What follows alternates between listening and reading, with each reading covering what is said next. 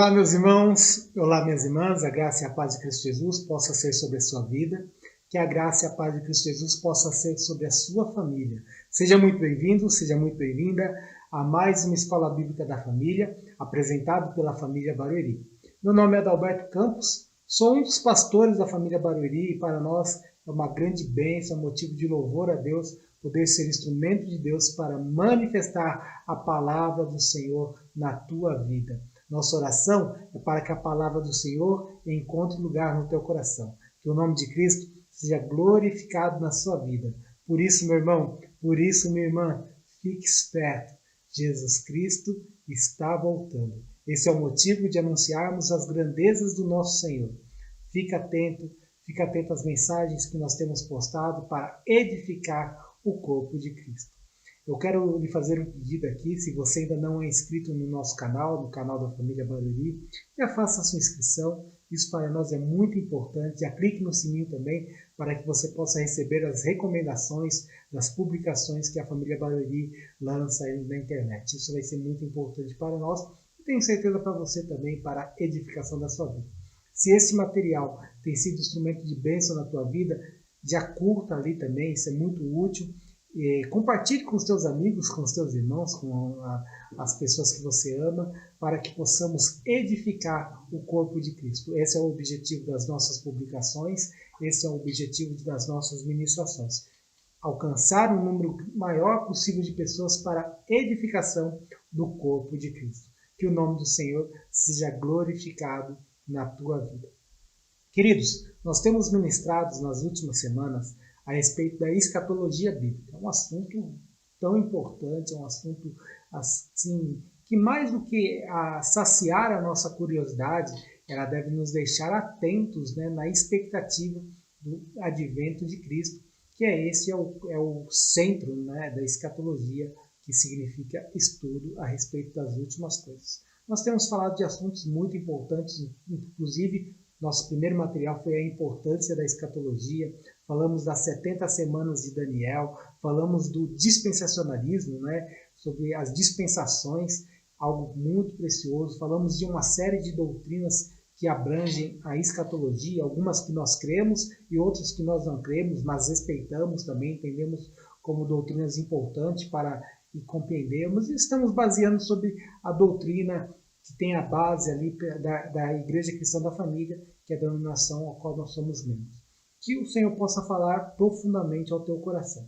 Na aula de hoje é uma aula bastante especial também, já que nós iremos falar sobre personagens da escatologia. É claro que esse assunto não é um assunto que vamos fechar ou vamos fazer um estudo exaustivo sobre as personagens da escatologia.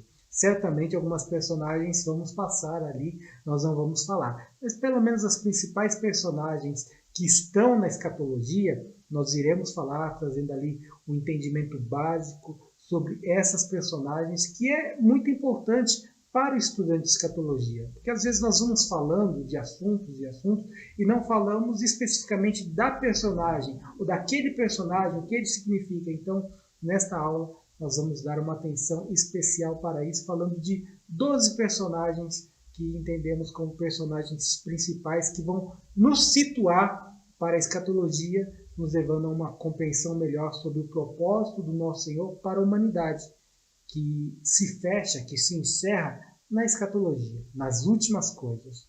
E esse fechamento, certamente a proposta do Senhor é a redenção do homem, ou a aproximação do homem a Deus por meio de Jesus Cristo, nosso Senhor e Salvador. Portanto, a aula de hoje, personagens da escatologia. Vamos tratar sobre elas? Vamos lá. Primeira personagem que gostaríamos de iniciar, creio que não poderia ser outra, senão o Cristo, né? O Cristo que é o Cordeiro, em Apocalipse capítulo 5. No mesmo capítulo 5, já nos versículos 1 ao versículo 5, do capítulo 5 de Apocalipse, ele é o leão da tribo de Judá, que diz assim: vi na mão direita daquele que estava sentado no trono um livro, escrito por dentro e por fora, de todo selado com 7 selos. Vi também um anjo forte que proclamava em grande voz: quem é digno de abrir o livro e de desatar os 7 selos?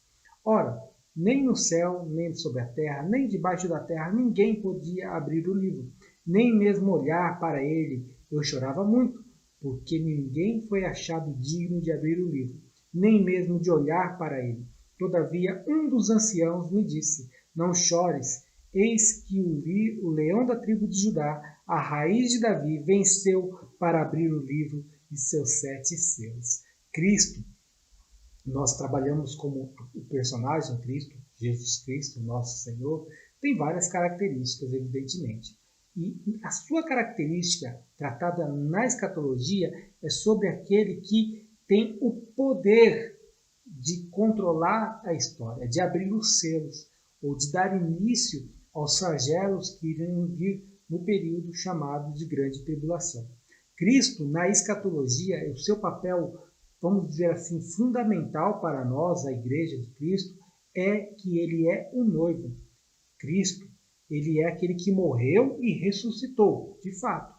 Na escatologia, ele é o noivo, aquele que vai vir buscar a sua igreja, que lá dos ares terá um encontro celestial, triunfal ali da sua igreja, juntamente com Cristo. Em 1 Tessalonicenses, capítulo 4, versículo 16 e 17, diz: porquanto o Senhor mesmo, dada a sua palavra de ordem, ouvida a voz do arcanjo, e ressoada a trombeta de Deus, descerá dos céus, e os mortos em Cristo ressuscitarão primeiro. Depois nós, os vivos que ficarmos, seremos arrebatados, juntamente com ele, entre nuvens, para o encontro do Senhor nos ares. E assim estaremos para sempre com o Senhor. Ainda em Mateus capítulo 9, versículo 15, diz: respondeu Jesus: podem acaso estar tristes os convidados para o casamento, enquanto o noivo está com eles? Dias virão, contudo, em que lhe será tirado o noivo, e nesses dias hão de jejuar. Ali os fariseus criticavam os discípulos de Jesus por não jejuar, e ele falou: olha, o noivo está com eles não têm motivo para jejuar, mas chegará o dia em que o noivo será tirado. Jesus está falando da sua ascensão, neste período que nós passamos, em que o noivo foi tirado de nós, está na glória, preparando o lugar, nos aguardando e nos preparando também para que nós possamos um dia encontrar com ele. Portanto, o Cristo na escatologia, ele é o noivo, ele é o rei dos reis, senhor dos senhores, mas esta característica de noivo que vem buscar e selar eternamente a sua aliança com a sua igreja, a culminar, né, o cume disso. Isso é algo muito precioso. O segundo personagem que gostaríamos de tratar, ainda neste entendimento, já que estamos falando do noivo, é falar sobre a igreja. É o segundo personagem que queremos tratar. A igreja, ela é a noiva que está sendo preparada. Nós observamos na segunda carta aos Coríntios, capítulo 11, versículo 2, porque zelo por vós com zelo de Deus, visto que vos tenho preparado para vos apresentar como virgem pura a um só esposo, que é o Cristo.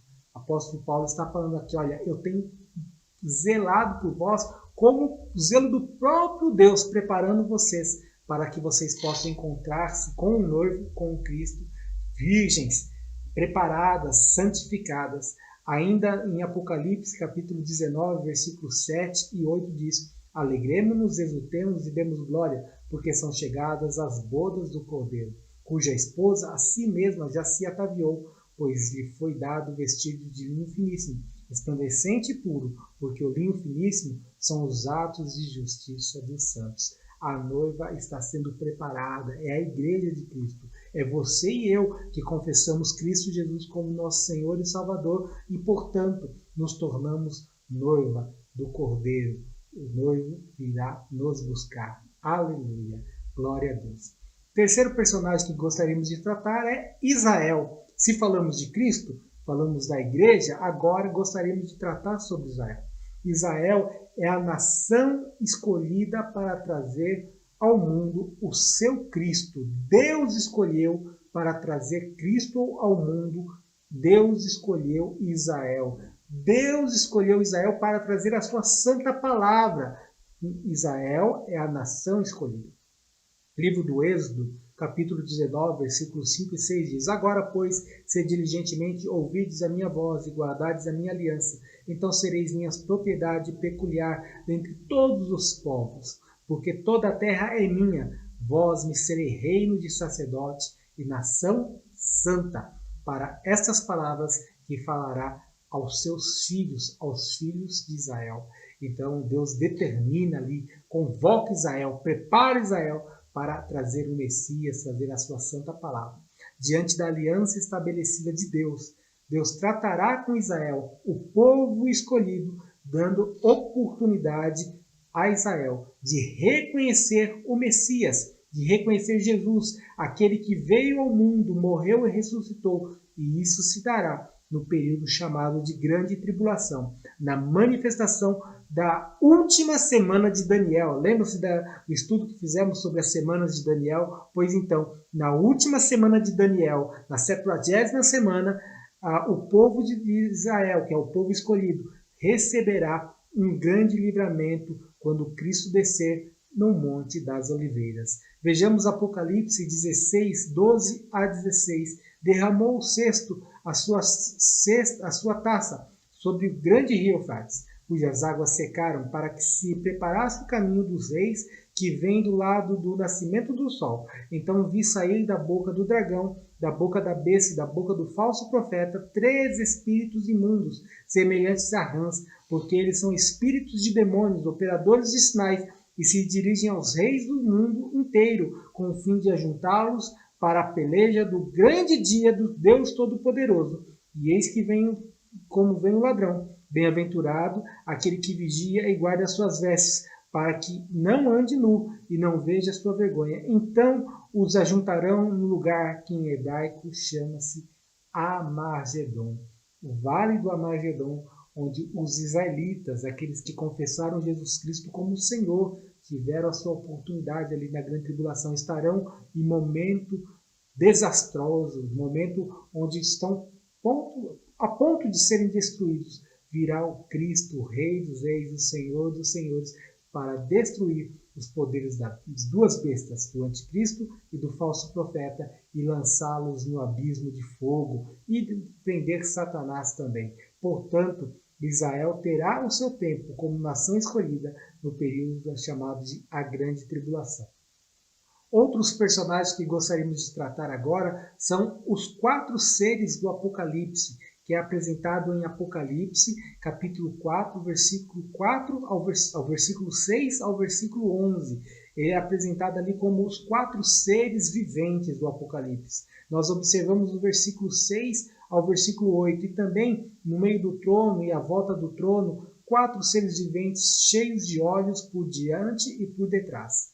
O primeiro ser vivente é semelhante ao leão, o segundo semelhante ao novilho, o terceiro ser vivente tem rosto como de homem, e o quarto ser vivente é semelhante à águia quando está voando. Os 4 seres viventes, tendo cada um deles respectivamente 6 asas, estão cheios de olhos ao redor e por dentro. Não tem descanso, nem de dia nem de noite, proclamando: Santo, Santo, Santo é o Senhor Deus, o Todo-Poderoso, aquele que era e o que há de vir. Os 4 seres viventes, é muito importante nós vermos ele lá no capítulo 4 do livro de Apocalipse, na concepção de que os 4 seres viventes está no meio do trono de Deus, ou seja, em volta, junto a Deus. Então é possível nós entendermos que esses 4 seres viventes, eles apresentam ali característica do próprio Deus. Então a grandiosidade, ou o símbolo, o significado que aqueles seres viventes traz é a própria presença, próprias características do Deus vivo, uma vez que eles estão em volta do trono. O primeiro ser vivente, ele é semelhante ao leão. Sabemos que o leão é a figura da majestade, de força, de poder. Criador, Deus, nosso Deus, ele é a majestade suprema, ele é a força suprema. O nosso Deus é o poder supremo. Simboliza o Senhor Jesus, porquanto ele é Rei dos Reis, Senhor dos Senhores. Dele e por meio dele são feitas todas as coisas, conforme Romanos 11:36, porque dele, por meio dele e para ele são todas as coisas. A ele, pois, a glória eternamente. Amém. O Evangelho de Mateus, ele apresenta o Senhor Jesus como o leão da tribo de Judá. Em Hebreus capítulo 1, versículo 3, também nós observamos que ele é o resplendor da glória, é a expressão exata do seu ser, sustentando todas as coisas pela palavra do seu poder. Depois de ter feito a purificação dos pecados, assentou-se à majestade, à direita da majestade nas alturas. Então, o primeiro ser representando o Cristo, né? A majestade de Deus, o leão, representado Jesus, como é representado no Evangelho de Mateus. O segundo ser vivente, é narrado em Apocalipse 4, é o ser vivente que se assemelha a um novilho. A figura do novilho significa a entrega de Deus, abrindo mão de toda a sua força, de todo o seu poder, em sacrifício, se deixando-se sacrificar por intermédio de Jesus, o Cordeiro, o novilho sendo levando as nossas transgressões, sendo levado ao Calvário. Este ser, ele é representado no Evangelho de Marcos, que apresenta o Senhor Jesus como um servo sofredor que faz o sacrifício pelo pecado do homem, tendo o novilho como um animal sacrificial. O terceiro ser vivente do Apocalipse, capítulo 4, é aquele que tem o rosto como de homem. Isto é uma figura da sua humilhação, da sua renúncia de toda a sua glória para vir a este mundo. O livro de Lucas, o Evangelho de Lucas, ele apresenta o Senhor Jesus como o Filho do Homem. Mostra ali exatamente essa característica, Jesus como o Filho do Homem. E aqui nós vemos esse terceiro ser vivente com o rosto de homem. Filipenses capítulo 2, versículo 7 e versículo 8 diz: Antes a si mesmo se esvaziou, assumindo a forma de servo, tornando-se em semelhança de homens e reconhecido em figura humana, presta atenção, rosto de homem, figura humana, a si mesmo se humilhou, tornando-se obediente até a morte e a morte de cruz. E, portanto, mais uma característica de Deus através ali dos seres viventes. E o quarto e último ser vivente é semelhante à águia quando está voando. A figura da águia voando lembra a glória nas conquistas dos ares, nas regiões celestiais. Assim é o Senhor Jesus, pois depois da sua morte e depois de sua ressurreição, Jesus tomou a sua posição, sendo exaltado, sendo glorificado, assentando-se à direita de Deus, conforme acabamos de ler no livro de Hebreus. Esse ser ele pode ser representado pelo Evangelho de João, que representa Jesus ali como o único capaz de elevar o ser humano aos céus, à glória eterna. Os quatro seres viventes, portanto, eles mostram como Deus se inclina, fala da sua entrega ao mundo. Esses seres viventes, embora com características de Deus, eles se manifestam como querubins, já que eles têm 6 asas, né? Eles têm as suas asas ali, demonstrando isso, que Deus age em todos os lugares e sem parar. Ou seja, Deus é onipresente, essa característica. Não existe lugar neste mundo, tampouco no coração mais escuro, que Deus não possa manifestar a sua bendita misericórdia. Não há lugar, pessoa, coração que Deus não possa alcançar. As asas do querubim são cheias de olhos ao redor e por dentro, que significa que não há nenhum espaço, por menor que seja, nos céus ou na terra, que esteja fora do alcance dos olhos do nosso Deus. Deus é onisciente, Deus que tudo vê. Estas são características dos 4 seres viventes que representam características, atributos do nosso Deus, representados no Evangelho de Mateus, Marcos, Lucas e João. Outro grupo de personagens que gostaríamos de alcançar aqui são os 4 cavaleiros do Apocalipse. Os 4 cavaleiros do Apocalipse eles estão descritos no capítulo 6 de Apocalipse, entre o versículo 1 e o versículo 8. Os 4 cavaleiros eles são descrições simbólicas, né? Eles descrevem de uma forma simbólica eventos diferentes que hão de acontecer nos finais dos tempos, especificamente no período de grande tribulação. O primeiro cavaleiro do Apocalipse ele é mencionado no capítulo 6, no versículo 2, que diz: Vi então, e eis um cavalo branco, e o cavaleiro com um arco lhe foi dado uma coroa, e ele saiu para vencer. O primeiro cavaleiro, provavelmente aí é referido ao anticristo. Quem tem autoridade vai ser dada, vai ser para que ponha domínio, ele propõe ali dominar, e é exatamente isso que ele faz no período da grande tribulação. O anticristo ele tem um domínio total na grande tribulação, uma vez que o Espírito Santo já não estará mais sobre a terra, ele sai para vencer. É o anticristo, é uma falsa imitação do Cristo verdadeiro. Perceba que ele sai num cavalo branco. Não é à toa, o cavalo branco ele é representado por Cristo lá em Apocalipse, capítulo 19, versículo 11 ao 16. Jesus está em um cavalo branco. Perceba que o anticristo aqui, representado no primeiro cavaleiro, sai num cavalo branco, querendo se passar por Cristo, com o poder e da glória de Cristo, mas ele não a tem, mas ele sai para vencer. O segundo cavaleiro do Apocalipse, mencionado no capítulo 6, versículo 4, diz assim: saiu o outro cavalo, vermelho, e o seu cavaleiro foi-lhe dado tirar a paz da terra, para que os homens se matassem uns aos outros. Também lhe foi dado uma grande espada. O segundo cavaleiro se refere a guerras horríveis que vão acontecer nos finais dos tempos, na grande tribulação. O terceiro cavaleiro do Apocalipse é mencionado no capítulo 6, nos versículos 5 e 6, que diz assim: quando abriu o terceiro selo, ouvi o terceiro ser vivente dizendo: vem. Então vi e eis um cavalo preto, e o seu cavaleiro com uma balança na mão, e ouvi como que voz no meio dos 4 seres viventes, dizendo: uma medida de trigo por 1 denário, 3 medidas de cevada por 1 denário, e não danifiques o azeite e o vinho.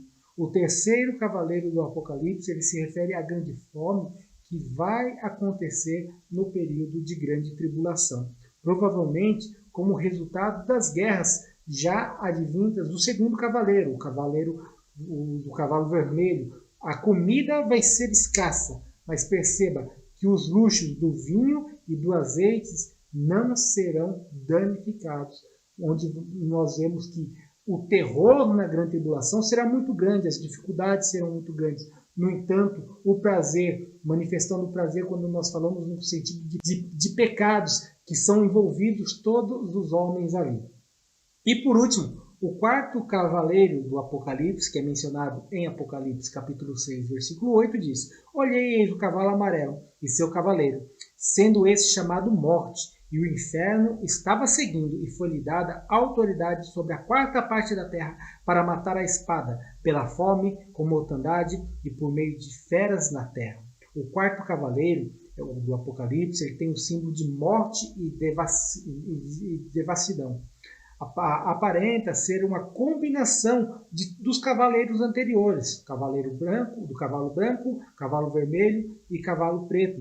O quarto cavaleiro do Apocalipse vai trazer mais guerras, mais fome, e assim pestilências e doenças. E o que é mais impressionante, e talvez até mais assustador, é que o quarto cavaleiro do Apocalipse são precursores.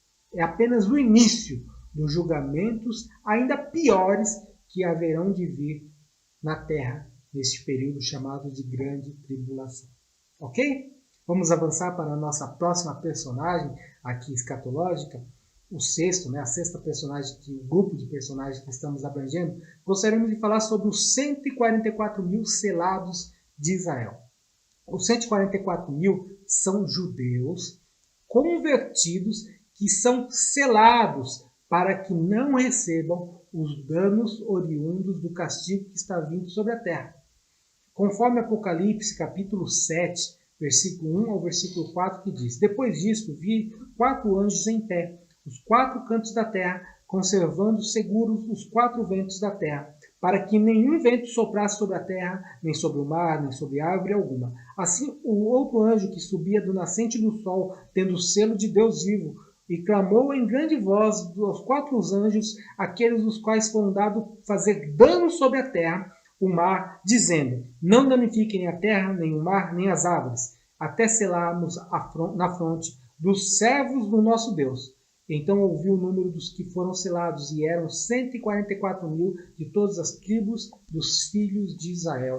Portanto, os 144 mil será um grupo de judeus convertidos que não serão afligidos pelas tragédias na grande tribulação, servindo ali, inclusive, como testemunha do cuidado de Deus. Eles vão manifestar a palavra de Deus, vão manifestar o juízo que está acontecendo na terra ali. Então, esses 144 mil, grupo de judeus que representam ali as 12 tribos de Israel. Ok? Próxima personagem, nosso sétimo grupo de personagens são as duas testemunhas. A Bíblia fala sobre as duas testemunhas. Veja, isso nós observamos em Apocalipse, no capítulo 11, entre o versículo 1 e o versículo 14.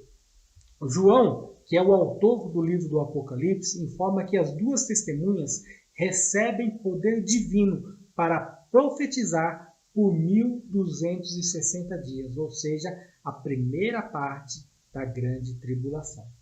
Vestidas de saco, elas estão ali em Apocalipse capítulo 11, versículo 3. E em seguida as duas testemunhas são identificadas como as duas oliveiras e dois castiçais que estão diante do Deus da terra.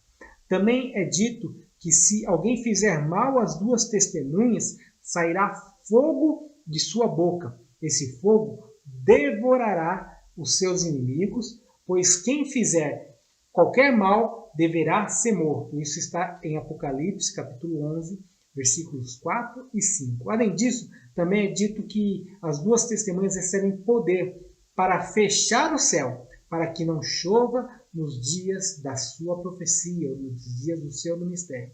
Elas também têm poder para converter as águas em sangue e para ferir a terra com pragas. Apocalipse, capítulo 11, versículo 6. Mas quando acabar o seu período de testemunho, a besta que subiu do abismo fará guerra contra as duas testemunhas. E essa besta vencerá as duas testemunhas e os matará essas duas testemunhas. Então seus corpos serão postos em praça pública como testemunha da obra que a besta ou que o anticristo operara. Essa cidade é espiritual, chamada de Sodoma e Egito, onde Cristo também foi crucificado. Apocalipse, capítulo 11, versículo 7 e versículo 8. Os corpos dessas duas testemunhas serão vistos por todos os homens em todas as partes da terra por um período de 3 dias e meio. Portanto, eles ficarão mortos, expostos seus corpos por 3 dias e meio. Também serão permitido que seus corpos não vai ser permitido que os seus corpos sejam sepultados, exatamente porque o anticristo estará se vangloriando dessas coisas. Então as pessoas vão celebrar a morte dessas duas testemunhas. Eles presentearão uns aos outros, porque a profecia das duas testemunhas atormentava os habitantes da terra. Apocalipse, capítulo 11, versículo 9 e versículo 10. Mas depois de 3 dias e meio, Deus concederá o espírito de vida novamente a estas duas testemunhas. Elas se levantarão e os homens ficarão atemorizados. Então a terra ouvirá uma grande voz do céu, convocando estas duas testemunhas para ascenderem aos céus, e assim elas subirão em nuvens, na presença de todos os seus inimigos. Apocalipse, capítulo 11, versículo 12. As grandezas do nosso Senhor. Vamos para questionar quem são essas duas testemunhas. Isso é um ponto importante. Existem algumas interpretações que tentam explicar quem são essas duas testemunhas. Muitas dessas interpretações elas surgem no período da história da igreja e do cristianismo e foram defendidas por cristãos tementes a Deus, por homens comprometidos com a palavra de Deus. Em nosso estudo, nós iremos apresentar apenas uma interpretação, aquela que nós entendemos ser a mais coesa. As duas testemunhas são Moisés e Elias. A principal defesa para esta linha de interpretação, ela fica por conta de que as duas testemunhas possuem características que lembram os dias desses homens na terra. As duas testemunhas poderão ferir a terra com toda sorte de praga e converter as águas em sangue. como no ministério de Moisés.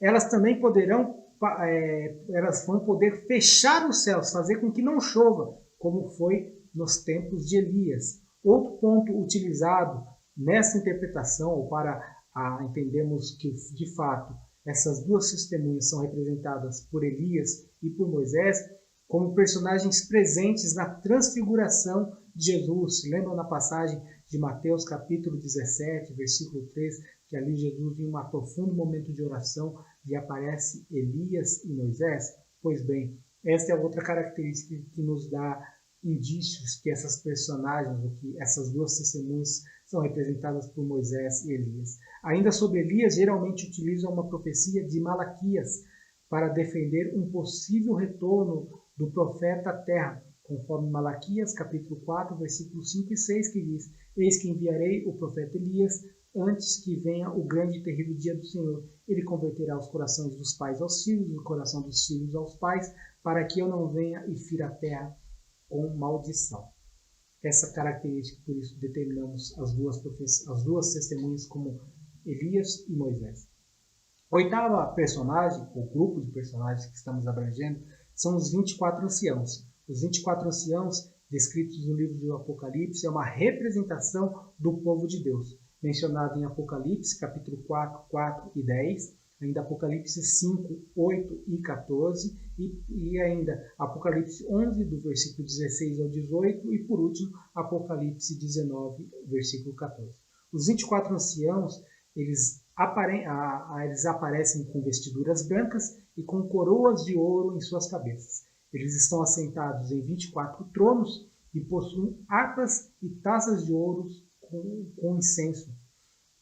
Os 24 anciãos representam os remidos do Senhor, representando ali a aliança com o povo de Israel, através de 12 tribos, e com a igreja, através dos 12 apóstolos, totalizando ali 24 anciãos, pois eles terão o privilégio de governarem juntamente com Cristo. Ok? Nono personagem, o grupo de personagens que estamos trabalhando com vocês aqui, é a mulher e o dragão. No capítulo 12 de Apocalipse, narra sobre a mulher e o dragão. O dragão, ele traz a figura de Satanás, porquanto a mulher, ela simboliza a nação de Israel, que é perseguida pelo dragão, Satanás, e que dá à luz a um filho, Jesus, e que é arrebatado aos céus. Após isso, a mulher foge para o deserto por 1260 dias, que diz respeito ao segundo período da grande tribulação. Portanto, há alguma discussão a respeito desse assunto, mas queremos fechar aqui, pelo menos com um entendimento básico para nós, que o dragão representa Satanás, isso é mais tranquilo de entender. Agora, a próxima personagem, a mulher, representa Israel, a nação de Israel, que dá à luz a um filho, que é Jesus, que é tomado aos céus. Então, assim entendemos. Ok? Décimo grupo de personagens, ou décima personagem, que gostaríamos de tratar, é a besta que emerge do mar. Em Apocalipse capítulo 3, João viu o surgimento de duas bestas. Essas bestas são aliados de Satanás. A primeira besta que emerge do mar é a besta que significa o último governo mundial da história, sob o controle do anticristo. Então, a besta que emerge do mar é o anticristo. Tal governo será formado por 10 reinos, que chegará em um determinado momento em que o anticristo será ferido de morte e será vivificado pelo poder de Satanás. E na visão do apóstolo João, que viu a besta subir do mar, ela possui 10 chifres, cobertos de diademas, distribuídos com 7 cabeças, os quais estão escritos nomes de blasfêmia. Seu corpo é semelhante ao corpo de leopardo, os pés são como de urso e a boca como do leão. O dragão, Satanás, concede a ela, a esta besta, ou ao anticristo, poder e autoridade. João também observa que uma das 7 cabeças parece ser golpeada ali de morte, porém essa ferida mortal foi curada e a terra inteira ficou maravilhada, rendendo louvores e adoração à besta e ao dragão, que lhe deu a sua autoridade. Esta besta que emerge do mar começa a falar palavras de blasfêmias contra toda autoridade, contra Deus, e ela tem autoridade para agir por 42 meses. Essas blasfêmias são contra o próprio Deus, que habita, contra o próprio Deus e aqueles que habitam no seu tabernáculo, ou seja, aqueles que se refugiam em Deus. A besta recebe autoridade sobre todos os povos, tribos e nações, e poder para pelejar contra os santos e os vencerem. Os habitantes da terra, cujos nomes não foram escritos no livro do Cordeiro, vão ficar maravilhados pelo poder desta besta e o adoram. Apocalipse 13:8. A besta que surge do mar significa o quê? Mar, nas escrituras, representam nações, governos. Dentre vários exemplos, nós podemos citar uma passagem do profeta Isaías, onde o rumor dos povos é comparado como o rumor do mar e agitações das nações como o mover das águas. Podemos comparar essa passagem com o próprio livro do Apocalipse, onde essa interpretação é provada. Ok? Nossa 11ª personagem, que é a besta que emerge da terra. Se falamos da besta que surge do mar, que é o anticristo, a besta que emerge da terra, em Apocalipse 13, João viu o surgimento de duas bestas. A primeira besta é o anticristo, e a segunda besta, outra aliada de Satanás, é o falso profeta. A besta que emerge da terra não possui 10 chifres, nem mesmo 7 cabeças. A sua aparência nem de longe lembra a amedrontadora aparência da primeira besta. Essa besta ela possui apenas 2 pequenos chifres, como de um cordeiro, mas não se engane, ela fala como um dragão. A segunda besta é serva da primeira, ou seja, suas ações apontam para a outra, de maneira que induz o mundo a adorar a primeira besta. Se a primeira besta é conhecida pela sua força, poder, conquistador, a segunda besta ela é conhecida pelos milagres que ela realiza, pelos atos sobrenaturais que ela demonstra praticar. Ela realiza grandes proezas, milagres impressionantes, tudo para enganar as massas. A besta que surgiu da terra ordena que as pessoas adorem a imagem da primeira besta, a besta que surgiu do mar. Depois ela faz uma imagem, a imagem da besta falar. Também ordena que qualquer um que não adore a besta que subiu do mar seja morto. E por fim ela ordena que todos recebam a marca da besta, ou na sua mão direita ou na sua testa, como símbolo de lealdade. A segunda besta tem a sua identidade revelada no próprio livro do Apocalipse, sendo ela o falso profeta, Apocalipse 19:20. Esta besta simboliza a falsa religião, a falsa filosofia. Ao longo das eras, ao longo do tempo, a sua aparência é como de um cordeiro, chamativo e aparentemente inocente, mas atraindo homens, atraindo a atenção dos homens para o distanciamento de Deus, porque dentro dela esconde-se um dragão, a saber, o próprio Satanás. E a nossa 12ª personagem, para encerrarmos nosso ponto, é a grande meretriz. Parte da visão de João em Apocalipse inclui uma descrição simbólica de uma entidade conhecida como a meretriz da Babilônia. Em Apocalipse 17:1-2 descreve a visão. Veio um dos 7 anjos, que tem 7 taças, e falou comigo dizendo: vem, mostrar-te-ei o julgamento da grande meretriz que se acha sentada sobre muitas águas, com quem se prostituíram os reis da terra, e com o vinho da sua devassidão. Foi que se embebedassem os que habitam na terra. Ainda Apocalipse 17:5 dá um nome a ela. Na sua fronte estava escrito um nome, um mistério: Babilônia, a grande mãe das meretrizes, das abominações da terra. De acordo com Apocalipse, capítulo 17, versículo 3, a meretriz, na visão, está montada numa besta escarlate com 7 cabeças e 10 chifres, repleta de nomes de blasfêmia. A besta neste versículo é a mesma descrita em Apocalipse capítulo 13, versículo 1, como já falamos. Esta besta ela simboliza o anticristo, o homem da iniquidade, apresentado em 2 Tessalonicenses 2:3 e Daniel 9:27. Essa meretriz da Babilônia, seja lá quem ela for, ou seja lá o que quer que ela seja, ela está intimamente ligada ao anticristo e ao final dos tempos. O fato de que a meretriz da Babilônia é mencionada como um mistério significa que nós não podemos estar completamente certos da sua identidade. Há um mistério a respeito disso. Entretanto, algumas passagens elas nos dão alguma pista sobre isso. Apocalipse 17:9 diz aqui que está sentindo que tem sabedoria. As 7 cabeças são 7 montes dos quais a mulher está sentada. Então, seu posicionamento é sobre 7 montes. Alguns comentaristas ligam essa passagem à Igreja Católica, a Igreja Católica Romana, porque nos tempos antigos a cidade de Roma fora edificada sobre 7 colinas. No entanto, o versículo 10 que segue explica que as 7 colinas representam 7 reinos, 5 dos quais caíram, um atual e outro que está por vir. Portanto, a meretriz da Babilônia não pode se referir exclusivamente à Igreja Romana ou à Igreja Católica Romana. Pelo menos não entendemos assim. Pelo contrário, nós entendemos que ela está conectada a 7 diferentes impérios mundiais, um dos quais ainda é futuro. Apocalipse 17:15 liga a meretriz a povos, multidões, nações e línguas.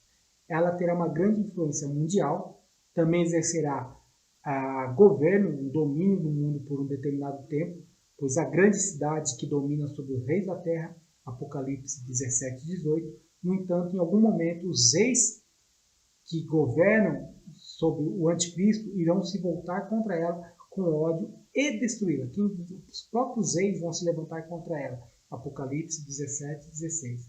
A meretriz da Babilônia é um sistema mundial maligno controlado pelo anticristo durante a grande tribulação. Os reis da terra cometem adultério com ela e os habitantes da terra são intoxicados pelos seus adultérios. Muitas vezes a palavra de Deus ela trata sobre adultério de uma forma metafórica, tratando sobre idolatria, sobre infidelidade espiritual. Êxodo 34:16, ainda Ezequiel 6:9. Parece-nos que essa meretriz da Babilônia é o ponto culminante dos falsos sistemas religiosos ao longo da história. O fato de que ela está embriagada com o sangue dos santos, Apocalipse 17:6, mostra o seu ódio contra a verdadeira e piedosa religião, e um fim macabro mostra o ódio de Deus à religião falsa, conforme nós vemos o seu fim no versículo 16 e 17 de Apocalipse 17. Ok, hoje passamos um pouquinho mais do tempo que habitualmente temos usado, temos trabalhado na faixa de 30 a 35 minutos, hoje já estamos beirando 45 minutos. Espero que tenha sido claro para vocês. Se for um pouco mais complicado, volte, assista novamente. Nós falamos aqui de 12 personagens da escatologia que nos dão um parâmetro mais amplo a respeito da escatologia. Isso é muito importante, tá bem? Que o Senhor possa lhe abençoar grandemente. Ter uma semana abençoada na presença do Senhor. Na próxima semana nós vamos falar sobre o estado intermediário da alma. Portanto, fique conosco, fique atento às publicações da família Barueri. Sempre uma palavra para edificar a Igreja de Cristo. Obrigado por estar conosco durante todo esse tempo. Que o nome do Senhor seja glorificado. Fique atento, irmão. Fique ligado, irmã. Jesus Cristo está voltando. Tenha uma excelente semana e até a próxima publicação, se assim o Senhor permitir. Deus abençoe a todos.